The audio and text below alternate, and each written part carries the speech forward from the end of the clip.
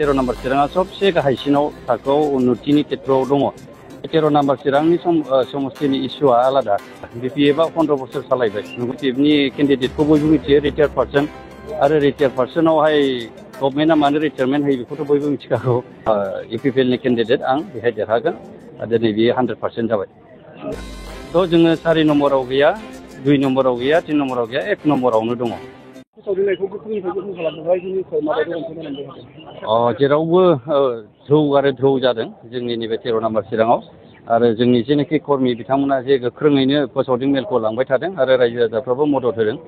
आरो बेजों लोगोसे जों दिनै आसा खालामनो हाबाय जे 13 नम्बराव इउपिपिएलनि केन्डिडेट आं बेहाय देरहागोन। दिनै बियो 100% जाबाय।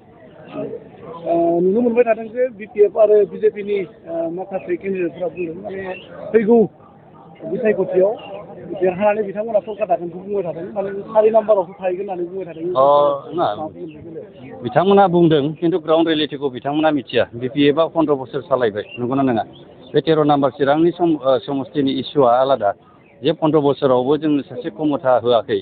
जे जोंनि 40टा बिथोरनि गेजेराव 13 नम्बर चिराङा सबसे गाहायसिनाव थाखोआव उन्नतिनि खेत्रआव दङ। दा बेखौ जोंनि मानगोनां चिफ सारा मोनसे सनमान होनानै दिनै एम होबाय। आरोबाव जोंनि आसाया बारायबाय। रायजो राजा माखौ लुबैयो? थ' सिगांथिं थांनो लुबैयोना लुबैया? दा बेखौ नुनानै दिनैनि दिनाव जों बुंगोन जे जों 40टा समस्तिनि गाहायावमोन, जोङो गोजौआव थांगोन। थ' जोङो 4 नम्बराव गैया, 2 नम्बराव गैया, 3 नम्बराव गैया, 1 नम्बरावनो दङ। थ' बिपिएफआ बुंबाय थादों, खिन्थु बिपिएफनि केन्डिडेटखौ बयबो मिथियो, रिटायार्ड पार्सन। आरो रिटायार्ड पार्सनावहाय गभर्नमेन्टआ मानो रिटायारमेन्ट होयो बेखौथ' बयबो मिथिखागौ।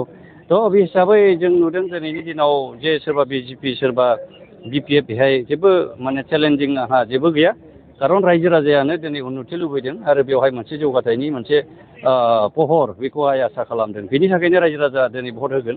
आरो जोङो खौसेथि आरो जोङो दिनैहाय सान्तिखौ मोजां मोननानै दिनै रायजो राजाफ्रा बयबो माने ग्रोन ग्रोनै ज'यै ग्रोम ग्रोमै ओंखारबोदों। आरो बेखिनिखायनो जोङो 100% दिनैनि दिनाव बुंगोन बेवहाय इउपिपिएलनि केन्डिडेट आं देरहागोना दिनैनि दिनाव खाथां जाबाय। बे बियाबाव नोंथाङा 5 बोसोर खामानि मावबोनानै 5 बोसोरथ' जायाखै, 5 बोसोर जाबाय। मा खामानिखौ मावबावनो होनना देरहानायनि उनाव? जोंनावहाय जेनाखि हारि दानायनि बाथ्रा आरो जोंनि बे हिउमेन रिसर्सेस बानायनायनि बाथ्रा, बेखौ मानगोनां चिफ सारा बड'फा सुपार पिपिनि थाखाय बानायगासिनो दङ। मोनसे प्लेटफर्मखौ बिथाङा बानायनानै अलरेडि दोनजोबखाबाय। दा जोंनि समस्तियावहाय बिथांमोनखौ जों मटिभेसन खालामनानै मोनफ्रोमबो दिगाव, गेलेनायनि दिगाव, कालसारनि दिगाव आरो फरायनायनि दिगाव बायदि रोखोमाव दिनैहाय जोंहा मोनसे माने थख' लाइना दंखायो। दा जोंनि बे ओनसोलावहाय जोङो आवगायाव MCLAल' दंमोन। बेवहाय जोङो जौगाथायखौ होआखै। लामा दलां बान्दो बानायनांगौ जोंहा गोबां दंबायो। आरो जोंनि लाइमोनफोरखौ जेनिखि बे जेनिखि लामाफोर बानायनानै गालांनाय, जेनि मिसन बानायनाय, बेवहाय जोङो मटिभेट खालामनानै नारसन हरनांगोन बा बुंहरनांगोन, लांनांगोन। आरो बेखौहाय आं मावनो गोसो।